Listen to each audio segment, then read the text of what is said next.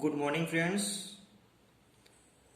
हम लोग मैथ्स कर रहे थे, उसी के आगे के सवाल देखते हैं। कह रहा है कि एक भिन्न के अंश व हर का योग 11 है। यदि अंश में 1 जोड़ दिया जाए व हर में 2 घटा दिया जाए तो भिन्न का मान 2/3 हो जाता है। भिन्न ज्ञात करें। तो इस तरह के सवाल किए हम लोगों ने।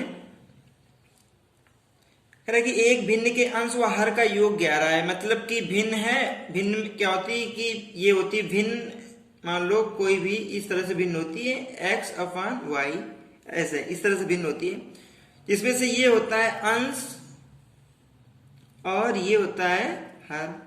ठीक है। कह रहा है कि अंश और हर का योग 11 है, तो यानी कि अंश x और हर y, x + y = 11 हो जाएगा। कह रहा है अंश में 1 जोड़ दिया जाए, यानी कि अंश क्या है x, तो उसमें +1 कर दिया जाए और हर में 2 घटा दिया जाए। हर है हमारा y, तो y में से 2 घटा देते हैं, तो भिन्न का मान, ये जो भिन्न का मान है वो 2/3 हो जाता है। तो ये हो जाएगा 2/3 हो जाता है। भिन्न ज्ञात करनी है, यानी कि x/y की वैल्यू तुम्हें फाइंड करनी है। तो ये इक्वेशन नंबर फर्स्ट डाल दे, तो यहां से y की वैल्यू कितनी हो जाएगी, 11 - x हो जाएगी ना। y = 11 - x, और y की वैल्यू यहाँ पे हम पुट कर देते हैं, तो ये आएगा तुम्हारा x + 1 / y - 2। y की वैल्यू 11 - x, 11 - x और माइनस का 2 बराबर 2/3। तो ये हो जाएगा तुम्हारा x + y अपान हो जाएगा 11 - 2 करेंगे तो 9 हो जाएगा। 9 - x = 2/3। ओके। अब इसे हम सॉल्व करेंगे और यहां से x की वैल्यू निकाल लेंगे और यहां से y की वैल्यू आ जाएगी। कैसे करेंगे, क्रॉस मल्टीप्लाई से करा देंगे। 3x हो जाएगा, 3x + 3 = 18 - 2x। 2x इधर ले आएंगे तो कितना हो जाएगा, 3x + 2x = 18 - 3, तो ये हो जाएगा 5x = 15। x की वैल्यू कितनी आ जाएगी, 15/5 यानी कि 3। x की वैल्यू हो जाएगी 3, तो x की वैल्यू 3 आ जाएगी। अब इस तरह से y की वैल्यू क्या हो जाएगी, y बराबर क्या था, 11 - x, तो 11 - x की वैल्यू हो जाएगी 3, तो y बराबर कितना हो जाएगा, ये 8। y = 8। कह रहा था भिन्न ज्ञात करें, तो भिन्न क्या हो जाएगी, हमारी भिन्न क्या थी, x/y। x/y मतलब कि x की वैल्यू है 3 और y की वैल्यू है 8, तो हमारी भिन्न आ जाएगी 3/8। यही आंसर हो जाएगा। समझ गए। सारे स्टेप्स मैंने सॉल्व करके बताए, इसलिए लॉन्ग हो गया है, और अदरवाइज ये 2 स्टेप्स मात्र करेंगे तो उतने में ही हो जाएगा। हम लोग क्या करेंगे कि x + 1 और y की जगह डायरेक्ट हम लोग रख देंगे 11 - x, क्योंकि दोनों का योग 11 होता है, तो ये 11 - x हो जाएगा। इसको सॉल्व कर लेंगे तो बहुत इजी 2-3 स्टेप्स में ही सॉल्व हो जाएगा। इसके बाद अगला सवाल क्या कह रहा है, कह रहा है कि एक भिन्न के अंश में 20% व हर में 25% की वृद्धि करने पर प्राप्त भिन्न का मान 3/5 होता है। भिन्न ज्ञात करें। ठीक है, इसमें परसेंटेज में दिया गया है, तो इसमें भी मान लेते हैं कि भिन्न क्या हो जाएगी, x/y मान लेते हैं, ये भिन्न हो जाएगी, ये हमारी भिन्न होगी। अब कह रहा है कि यह इस अंश और हर, अंश में 20% और हर में 25% की वृद्धि कर दें। तो देखिए 20% की वृद्धि कैसे करेंगे, 20% की वृद्धि वैसे तो ऐसे कर देंगे हम, जैसे कि मान लो ये x है और x में हमें 20% की वृद्धि करना है, तो x का 20% ऐसे करेंगे ना। इसी तरह से y है, y में हमें y का 25% ऐसे ऐड कर देंगे। तो जब ये वृद्धि कर देते हैं तो प्राप्त भिन्न का मान 3/5 होता है, तो ये इसको इक्वल्स टू 3/5 यहां पुट कर देंगे। इसको सॉल्व करेंगे तो ये 20 × 5 = 100 हो जाएगा, ये 25 × 4 = 100 हो जाएगा, ये x + x/5 हो जाएगा, x + x/5, और ये हो जाएगा y + y/4। ठीक है, ये आ जाएगा 3/5, 3/5। इसको सॉल्व करेंगे तो कितना हो जाएगा, ये 5x plus x, 6x/5, 6x/5, और ये हो जाएगा 4x, 5x/4, 5x/4, ठीक है, इक्वल टू 3/5 हो जाएगा ये। इसके बाद इसको सॉल्व कर लेंगे तो ये आ जाएगा इसका ऐसे, इसका पहले का चौथे से मल्टीप्लाई हो जाएगा तो ये आ जाएगा 6 चौको 24x, 24x डिवाइड बाई 25 पंचे 125, 125 यानी 25 सिर्फ 25 आएगा, ओनली 25। 24x डिवाइड बाई 25, ये y है तुम्हारा y, ठीक है, 25y। 24x divide by 25y बराबर हो जाएगा ये 3/5। अब ये देखो डिवाइड हो जाएगा, ये आ जाएगा कितना, 3 8 ये 24 हो जाएगा, और ये 5 और ये आ जाएगा 5 5 25, तो ये 8x/5 वही क्या हो जाएगा, 8x/5y बराबर हो जाएगा 1। तो x/y की वैल्यू क्या आ जाएगी, यहां से x/y यहां पे लिख देंगे हम लोग, x/y बराबर, ये देखो ये 5 है तो उधर जाएगा, क्रॉस मल्टीप्लाई होगा तो 5 है तो उधर जाएगा 5/8 हो जाएगा, यह आ जाएगा 5/8। तो x/y यानी कि जो भिन्न थी उसकी वैल्यू क्या आ जाएगी, 5/8। समझ गए, यही आंसर हो जाएगा। अब हम लोग इसको जो है शॉर्टकट में करते हैं। अभी तो पूरा मेथड बताया मैंने, स्टेप्स कैसे फॉलो करेंगे बेसिक मेथड से। अब ऐसे भी देख सकते हैं कि जैसे कि भिन्न क्या थी, x/y, x/y ये भिन्न थी, x/y।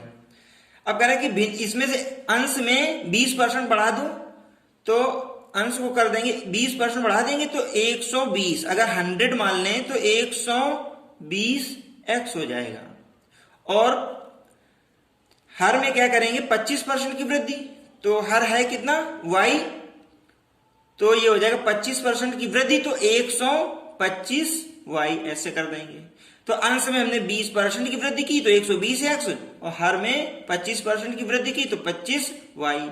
अब कह रहे जब वृद्धि कर देते हैं तो भिन्न का मान 3/5 हो जाता है, ठीक। तो ये 5 से इसको डिवाइड कर देते हैं, 25 20 से डिवाइड कर देते हैं, 5 से डिवाइड कर देते हैं, तो ये हो जाएगा कितना, 5 दूनी 10, 5 चौको 20 x/, ये 5 से 25 को डिवाइड करेंगे तो कितना जाएगा, 25y बराबर ये 3/5। देखो वही वैल्यू आ गई 24x/25y, और ये जो यहाँ पे आया था 24, ये आया था ना 24, ये 24x/, ये 24x/25y, इसको डिवाइड करेंगे तो ये आ जाएगा 8x/5y, 8x/5y बराबर ये 1, ठीक है। इसको डिवाइड कर देंगे 8x/, तो ये आ जाएगा x/y की वैल्यू 5/8 आ जाएगी, 5/8 ये आ जाएगी,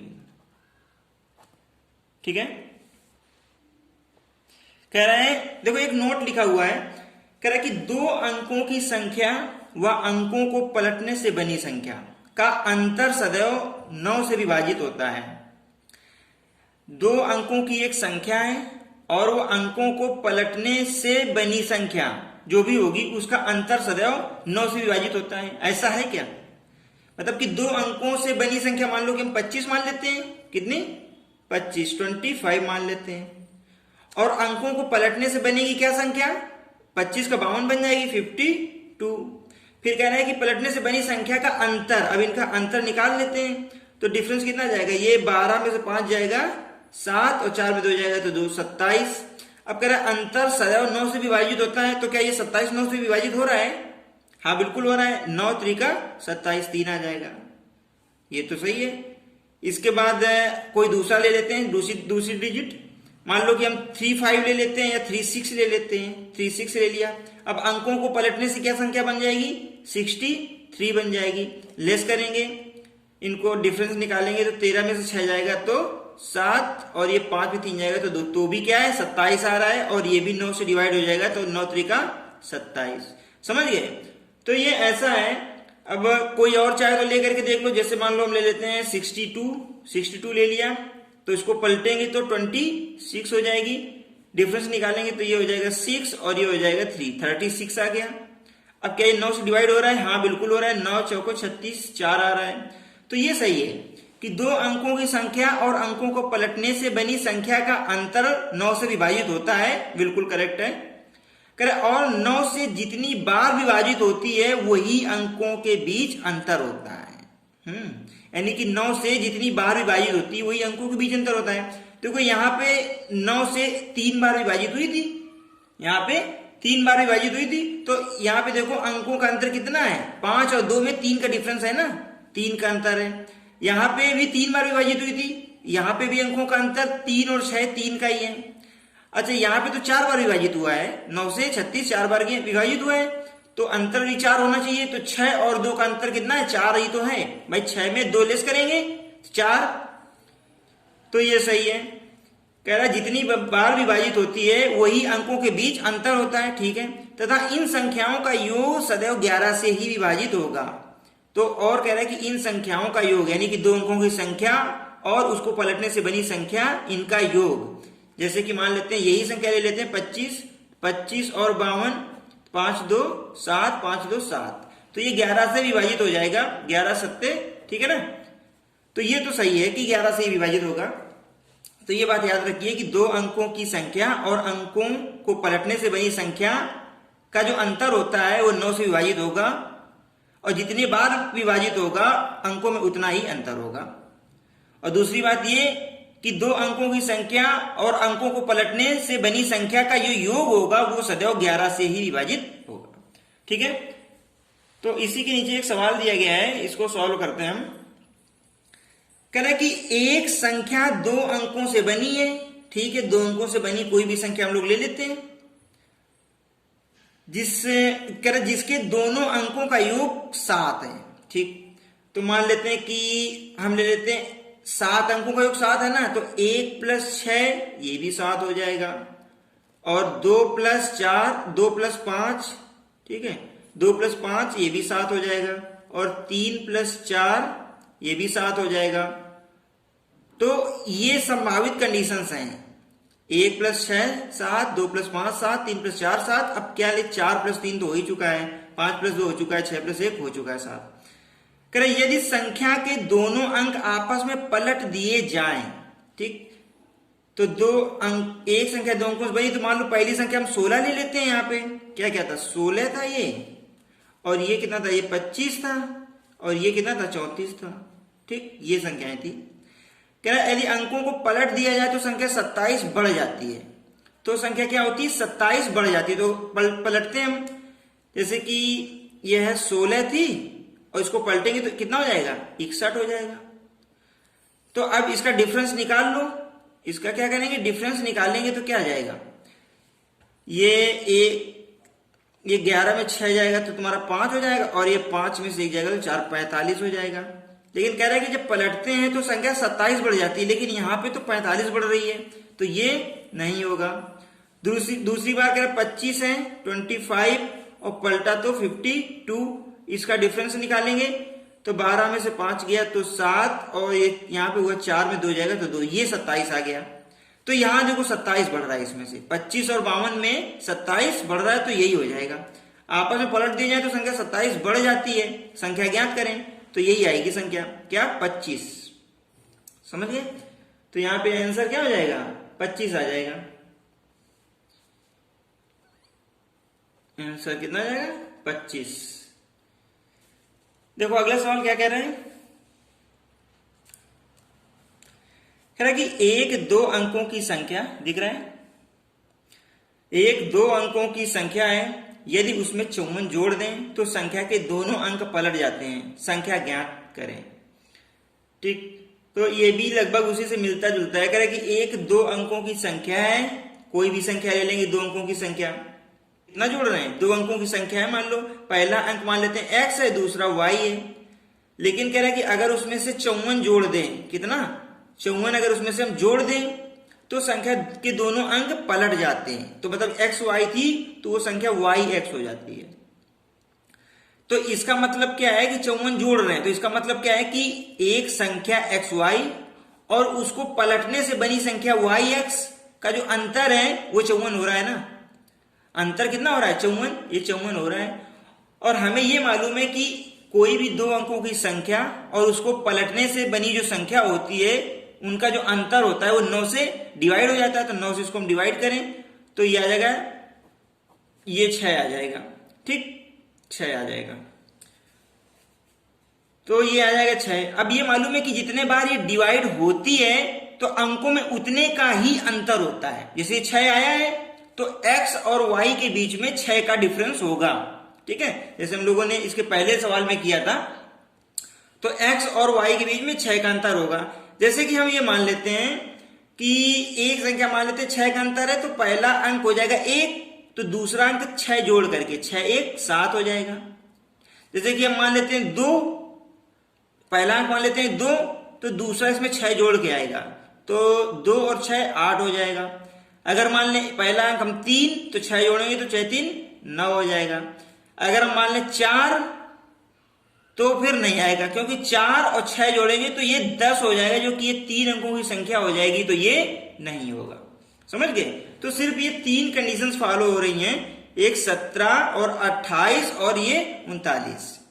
ठीक, अब इनको पलटने से बनी संख्या, तो इसको जब पलटेंगे तो 17 का 71 हो जाएगा और ये 28 का 82 हो जाएगा और ये 3 9 का 9 3 9 3 93 हो जाएगा। ठीक, कह रहा एक दो अंकों की संख्या और उसमें यदि 54 जोड़ दें, तो अब क्या करेंगे कि एक दो अंकों की संख्या है और उसको पलटने से बनी संख्या है, तो इनका अंतर सदैव, इनका जो अंतर होता है वो सदैव क्या होता है? 9 से डिवाइड होता है। लेकिन वो कह रहा था कि 54 जोड़ दें, मतलब कि इनमें 54 का अंतर होगा, और जिसमें 54 का अंतर होगा वही हमारा आंसर होगा।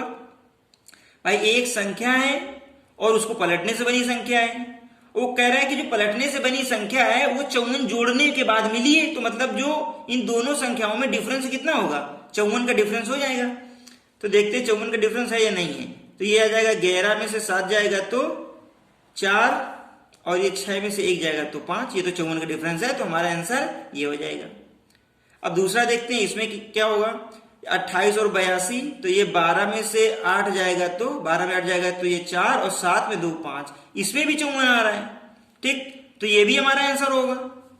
अच्छा इसका देखते हैं, तो ये आ जाएगा 13 में से 9 4 13 और ये आ जाएगा 8 में से 3 जाएगा तो 5, इसमें भी 54 हो रहा है, तो आंसर हमारा ये भी होगा।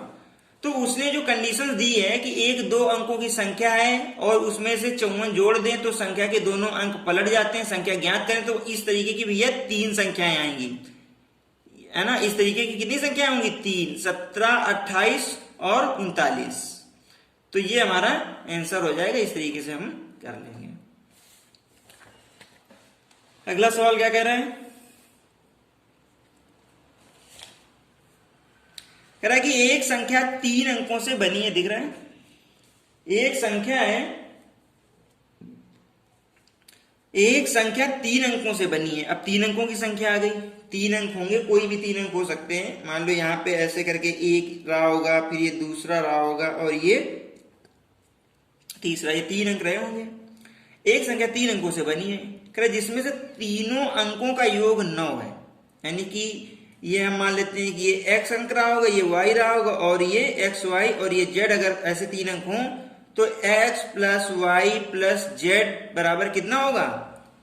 तीनों अंकों का योग 9 है, तो ये 9 आ जाएगा। ठीक है, 9 तथा जो 5 से भाज्य है। अच्छा ये संख्या जो है ना 3 अंकों की x y z, ये क्या कह रहा है कि 5 से भाज्य है, यानी कि 5 से डिवाइड हो जाती है। ये संख्या 5 से डिवाइड हो जाती है। ठीक है, ये संख्या 5 से डिवाइड हो जाती है। अगला क्या कह रहा है? यदि कह रहा है पहला अंक दूसरे का 2 गुना हो, पहला अंक दूसरे का 2 गुना है, तो मान लेते हैं कि पहला अंक क्या दिया है? x और दूसरा y दिया है, तो पहला अंक दूसरे का 2 गुना है, यानी कि x बराबर 2y के हो जाएगा। ठीक है, तो x बराबर 2y के आ जाएगा यहां से। यदि पहला अंक दूसरे का दोगुना हो तो संख्या के सभी अंकों का गुणनफल ज्ञात करना है, यानी कि तुम्हें x into Y into Z की वैल्यू ये फाइंड करनी है।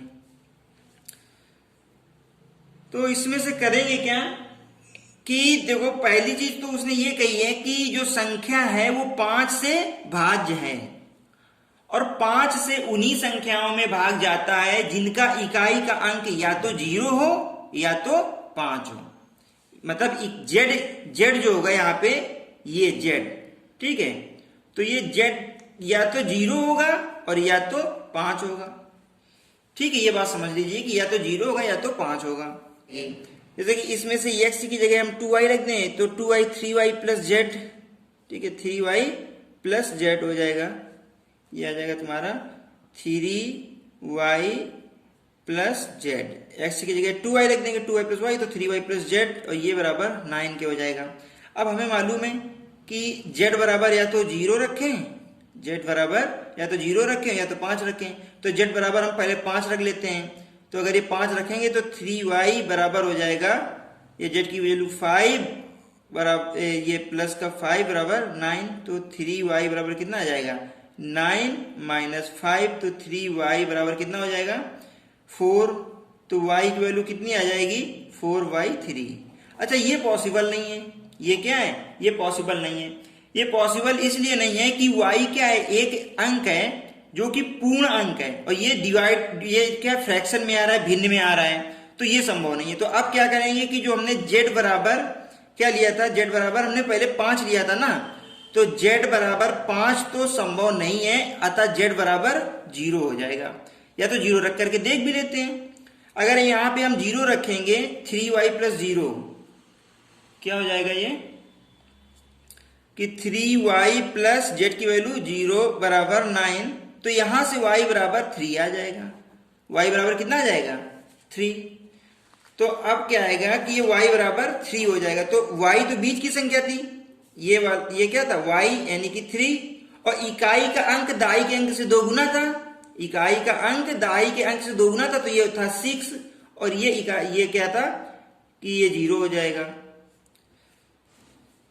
तो ये संख्या हमारी क्या आ जाएगी 630, ये आंसर हो जाएगा। समझ में आया दोस्तों? इसको एक बार फिर से हम लोग समझ लेते हैं। कह रहा था कि एक संख्या 3 अंकों से बनी है जिसमें से तीनों अंकों का योग 9 है, तो हमने तीनों अंकों का योग x plus Y plus Z बराबर 9 कर दिया। कह रहा जो 5 से भाज्य है, यानी कि ये जो संख्या x y z है ये 5 से भाज्य है, 5 से भाग चला जाता है। कह रहा यदि पहला अंक दूसरे का दोगुना हो, यानी कि पहला अंक x और दूसरा y, तो x क्या है y का दोगुना है, तो x बराबर 2y के हो जाएगा, ठीक है। तो ये चाहे तो x की जगह ये संख्या हो जाएगी 2y और ये y, ठीक है, और ये z। अब z की वैल्यू तो या तो 0 होगी या तो 5 होगी। 5 हम लोगों ने सॉल्व कर लिया है, 5 संभव नहीं है क्योंकि ये सोल्यूशन दिया गया है, इसलिए 5 संभव नहीं है। तो क्या है कि y की वैल्यू 3 आ रही है, y की वैल्यू 3 हो जाएगी, तो z बराबर 0 आ जाएगा। तो z तो 0 हो जाएगा, y हो जाएगा 3, और जो है पहली संख्या है 2y, ये दोगुनी थी इसकी, तो ये y है, तो ये क्या हो जाएगा 2y, यानी कि 3 दूनी 6, 630। तो इस तरीके से इसको हम कर लेंगे। अगला सवाल देखते हैं।